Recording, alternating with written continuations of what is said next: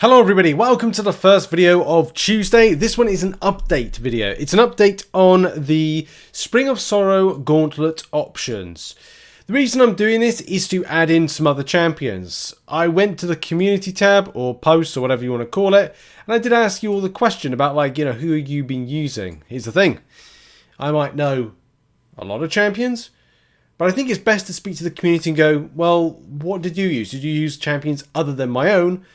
And other than the ones that I recommend, and some out there ones that maybe I've seen other people use that are more effective, or could be more in your actual roster rather than going, hey, just use Hercules for everything, which is never a good example to set when you're trying to look at different options. So that's what we did. We went back to the drawing board, we added a few more champions, and in particular, there's some interesting ones added into this. Let's get the red arrow and point out some of the various new options that have come in. I think one of the main ones is the Cosmics and Techs. On the Cosmic and Techs lines, we've added in Gamora. A lot of you were talking about Gamora. Some people were, some people weren't. I actually know. It was Shocker you were talking a lot about. Not so much with Gamora. Hercules, by the way, just use Hercules. I've even put a note in this particular spreadsheet at the bottom, which is right here. Just put the pre-fight on. You're looking for Hercules to have buffs. Handy because you have to be buffed up on certain particular interactions. So, of course, that makes perfect sense. Go and use Hercules. But it's not, as I said, it's not really a good example to say go do that because, of course, there are different champion options and whatnot to go over. Depending on what side you go, a lot of people will either deviate and go Cosmic Tech, go right side, or Cosmic Tech and go left side. There's merits to using both if you haven't already considered options.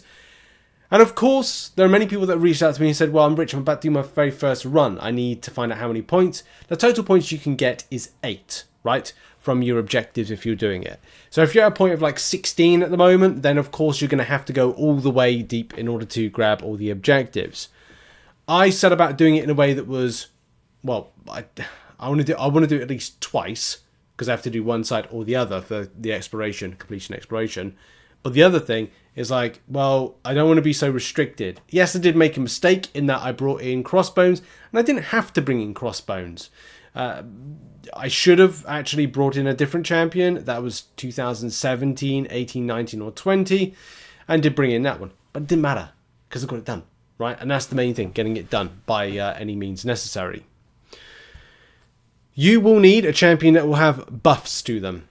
Something you can avoid with one of the champions. One of that champions does have buffed up, and I think it's Annihilus. Let's double check. Yeah, buffed up Annihilus. And also you need a champion that is able to get armor breaks on them. You can't. It's difficult to interact with it. There's Embrace Your Fate. Now I did have to take a pause then because I just wanted to. Did I get it right or wrong? No, I did get it right. It's this one here, in that you will have to have buffs on you. If you cleanse them, you shrug them off, you might be in a bit of trouble. So you need to retain those buffs. That's why a lot of people are thinking outside the box with who they're using. This is why you'll see people point at some out there options like Guardian. Someone said they used Spider-Ham, and I'm not quite sure how they ended up doing that, but fair play if they did use that.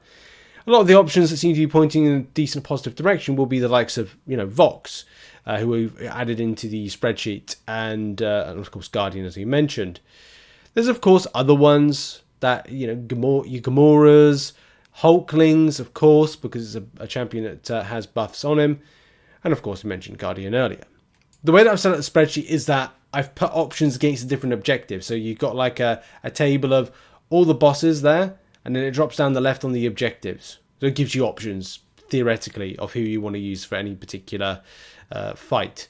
Whether or not you have a mist-based counter champion to take on Viv Vision if you go down the left side, you have to look at your roster.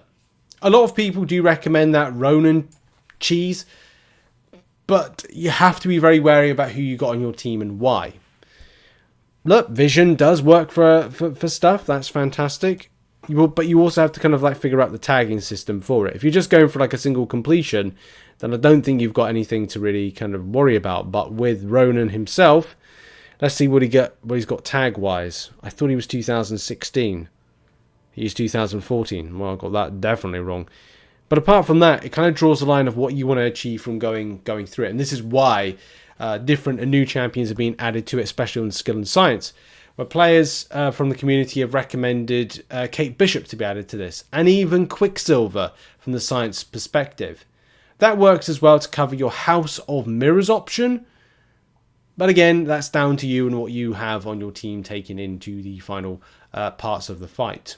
Other champions that we've introduced into the spreadsheet have been Sasquatch, Kate Bishop, Gamora, Guardian, Chilf, Vox, Overseer, Quicksilver, as you mentioned earlier, Nick Fury, Adam Warlock, and Shocker. Adam Warlock came up quite a bit from people. Some people didn't even actually use him in the end, which is kind of bizarre. So I didn't really get an idea of like who people were actually using him for. From a buffs perspective, that kind of points to a nihilist, but I don't know if that is actually the case, and I don't really want to guess with what players might be using for whatever thing. Chilf was a really nice addition. It was good to see in this particular recommendation, and a lot of champions do work once you get the rotation round for the inverted controls for Gwenpool. So that was, I'm not saying that was totally bizarre, it's just something that I didn't consider, using Chilf against Gwenpool. And Gwenpool does have steady, loses the race, swipe left the other, that's the reverse controls, which is annoying, and also you're already dead, offensively specialty, and at the bottom like impending extortion. Anyway, like, people are using different champion options, which is, you know, fantastic. And when we come to like the end boss, Jessica Jones, on options wise, Red Guardian comes up quite a bit, Shang-Chi. Some people said about using Cap Wilson, but Overseer came up as well. Bullseye recommended, and as well Scorpion. But as we said, it all depends on how you actually set up your team, what points you're covering, as in what objectives you're covering, as to some of the better options to take it down. Take her down. I'm still interested in that kind of like Aegon debate. Now, I've already done it. I've already done like this content, but it's interesting when people kind of throw the Aegon debate and going, well, you could use him, and you could pair up a decent team, of course, with it. I think he falls into the 2007. Yes, he does actually. He falls into the 2017 category. I'm actually like questioning myself. I'm pretty certain he was November 2017.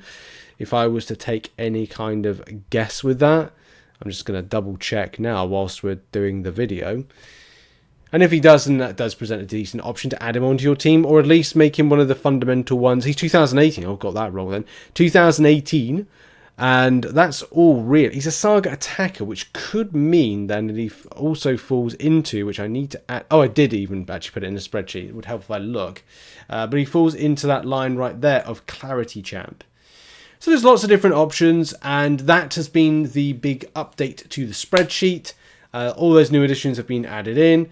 Those are options as to who you want to take in if you're still thinking about it. And of course, people are waiting to see who people are using, what are the better options, and roster. The reason I've tried to add as many champions as possible is people go, well, I don't have a strong enough roster, and unfortunately you have to look down to 5 stars.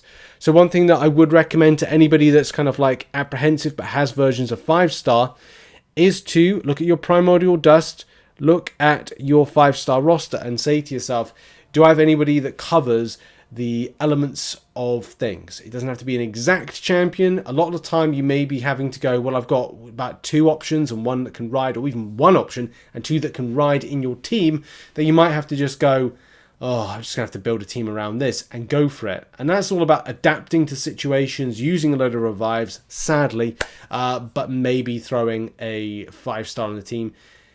With a 7-star, that is very much about a tag and it's taking you through. So really do think about these things before you're putting champions in. Go and check out the spreadsheet. The spreadsheet's currently broken. This won't be broken, this element of the spreadsheet. There are some tabs that are broken and I have to fix them.